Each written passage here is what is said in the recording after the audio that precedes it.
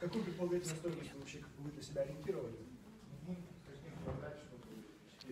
Это тренинг в Южно-Сахалинске. Мы играем немножко, и видео потом я выложу, он там снимаю. Пока молчим, пока молчим. Тоже не крайне даже. Но за вторую однушку я готова заплатить. Я просто хочу разъехаться с родителями, уже невозможно с ними жить. Я замуж выхожу, и муж готов нам доплатить. Так, у вас супруг готов доплатить? Да.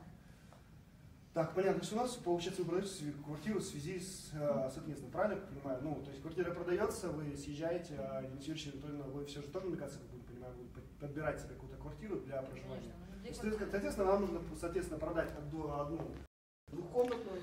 Я бы с удовольствием вам помещал, но не буду это делать, потому что неудобно. Мне надо слушать и понимать, что там происходит. Видео потом мы выложим со всеми комментариями попозже на моем канале YouTube. Все, всем пока.